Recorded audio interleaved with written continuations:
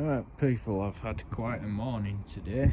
I've been a very busy bee. I've removed the crankshaft, as you can see. A bit of a struggle, but as I made reference to, in previous episodes of this engine strip down, it seized, and it became apparent that it is very seized. These, the conrods, should be moving, but they're not. They are stuck fast. So I had to tap them, to move them, tap them out of the way to assist with removal of the crankshaft. Now, a top tip for you: don't use a metal hammer. Never strike metal with metal. Intersperse it with a block of soft wood or use a rubber mallet. Do not strike anything with an ordinary hammer. You will cause damage, that's a certainty. So always intersperse it, to take the blow, and cushion it with a block of wood or something, and just tap it gently.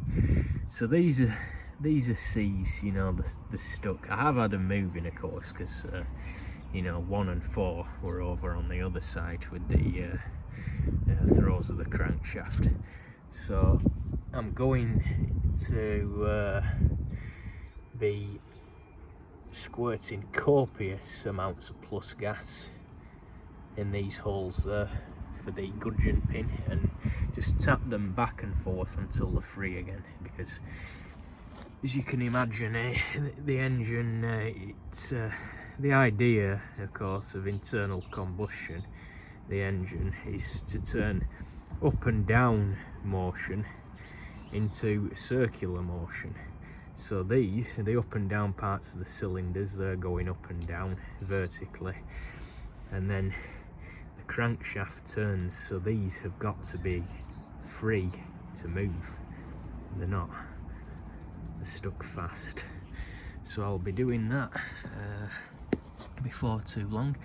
Pistons need to come out and all. They've got to be pushed out, from underneath here, come out through the top. Camshaft is looking okay, not too shabby. I would like to take it out. I'll see how I get on with that. The main thing is the cam followers, again, stuck fast, but I can actually, with the pistons and conrods out of the way, I should actually be able to get purchase on the cam followers to drift them out carefully and all. Distributor drive gear there, that should clean up, not too concerned about that. And the eagle-eyed will notice this here. Well, as many of you will know, that is the blanking plate on this Morris engine, Morris version, but the blanking plate is for the mechanical fuel pump takeoff, which were always used on Austin engines. The reason being, I think it's historical, really, company politics. Morris in the 1930s bought out Skinner's Union, who made the electric fuel pumps and SU carburetors, of course, so they continued using them. And Austin, in the early years of BMC after the merger, Austin continued with a mechanical, would have been an AC petrolift, I think, and a Zenith carburetor. But then they went over to SUs, but they still retained the mechanical pump. So that's what that's for anyway. I've got a nice electric one on the Morris. Both very good pumps, mechanical or electrical, very reliable and trouble-free. So yeah, the crankshaft. Yeah, I took the front plate off the engine. That made it so much easier to remove the crankshaft. Again, top tip, as I've said it before, just loosely replace the fastenings, the bolts. These were securing the front plate on. Just put them back before you forget where they're going in what order. It all helps for reassembly. The crankshaft is actually looking to me to be very, very good. There's no sign of any damage, run bearings, etc. Having said that, I only want to do this engine job the once. I want everything perfect. I am a perfectionist, even though you know you might not think working in the garden, but when it comes to assembling things and engineering and mechanics, I have to have things spot on. I do not want to start this up and it starts knocking or something. So I'll have this sent away to be cleaned up, journals measured, examined for tolerance, and probably get away with a polish. I won't need a regrind, I don't think, but yeah, it's certainly a polish, bare minimum.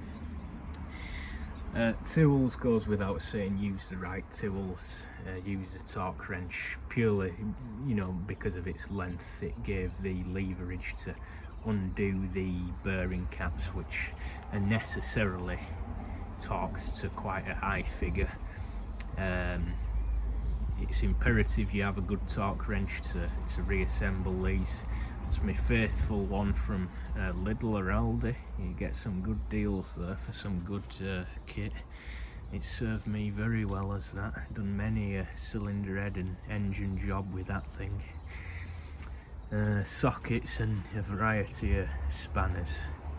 They're all my 9/16. Well, not even the full set. I've got a 9/16 actually, but I had to use them because you know, the way the other con rods were, I couldn't get the socket on it. Sump I've cleaned up, same with the back plate there, all nice and clean. I've left the old cork end seals in just for the time being. I have ordered a new gasket set. As a matter of course, replace all gaskets as you go along with new. Don't reuse the old ones, you know, not for a job like this anyway. Some gaskets you can reuse, but that's more like the rocker cover stuff and, you know, that sort of thing. What I will say of the utmost importance is excuse me, when you remove the bearing caps, it is imperative that they are kept in the order they were removed. In other words, they have to go back on the con rods that they came off. I mean, I've just numbered these using normal convention from the front of the engine: 1, 2, 3, 4. These are the mains, the big ones. I mean, the mains you can't mix up anyway. They're impossible to get mixed up. But the big ends, they absolutely must be numbered. So I've got number 1, number 2, number 3, and number 4. And the bearings, you know, they're actually, that's a good one to show you. They're not too bad, but that's down to the copper backing there, so it needs a set of bearing shells. Another one there that was damaged. You see that on the end, probably a bit of age fatigue. So a new set of shells after the crankshaft has been polished. So yeah, that's all coming up. Exciting times, exciting times.